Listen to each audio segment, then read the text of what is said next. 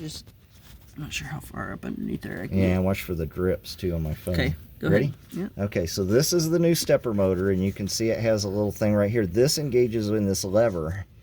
I don't know if you can get up here and see this or not, Tim, but there's a little lever. It's just got a little fork on it. So what you do is put that end over that so that it fits in there in that slot. Then you have to pull it back and get it over the bolt holes. So that's where it goes. So then we got to get our bolts for the stepper motor, which I kept in a separate group. And this socket one was here, so it's the easiest to get in there, which is maybe why they made it an Allen head. I don't know. Let's say that they knew what they were doing. I mean, I'm not doubting their design. Their design's probably better than their follow-through, because I mean, everybody badmouths the CVT transmissions, but the CVTs are a pretty simple, elegant design. It's just nobody knows how to work on them. Okay, so I've got that engaged and I've got it caught in that slot. So now I've got to hold that up there and get this Allen screw.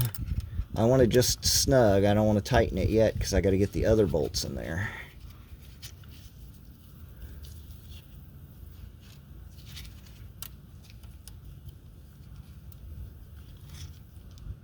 Okay. So now I got to line up that other bolt hole, and I don't remember. I think it's this shorter one. We're going to find out.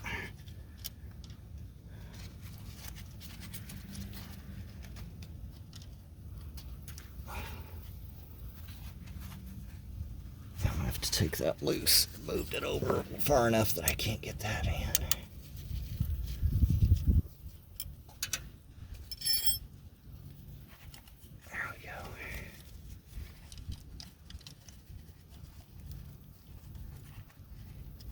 Now what I don't want to do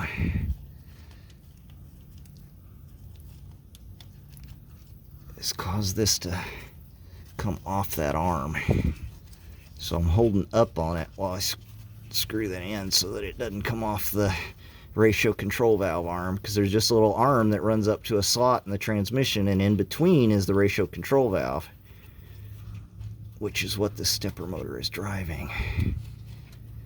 Okay, so now we've got both those in, and there's one more bolt right up in there, which is this medium-sized one,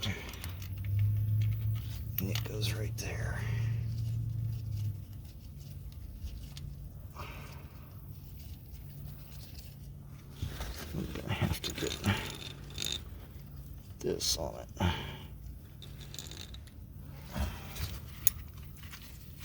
So I'm not, obviously not a CVT transmission technician, so I'm not sure which ones to tighten down in what order. So I'm just going to snug that one and go back and tighten this one, and then snug the Allen one, and then just make sure they're all not going to come loose. But I definitely don't want to over torque anything.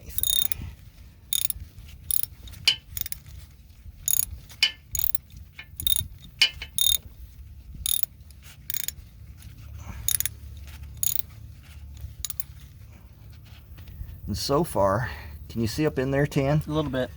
This right here, so it's engaged. It's engaged with the stepper motor. So the stepper motor's back on there, and this little arm is engaged with what has to drive it from the stepper motor. So we're hoping that that's going to cure our transmission problems. No guarantees, but it sounds like on these transmissions, part of the time that's what it is. And it was throwing a P1778, P1778 code, which is, if you look it up, it says stepper motor, but all it means is the stepper motor is not, it's not getting feedback from it like it thinks it should, which can also happen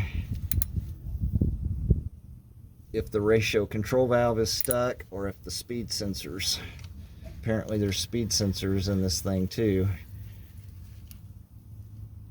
Okay, so that's snug, so that's all I want. and then snug the Allen head down.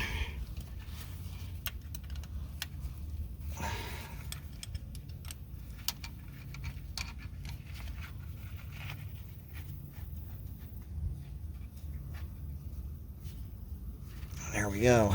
It's in there, and then we just put the connector, the original connector, in the new stepper motor, and it just clips right in, and you can see the clip is in the slot there. And then this part, the bracket, that all it does is just holds the wiring for the stepper motor. It attaches to here, and so now we're ready to put the filter back on. All right.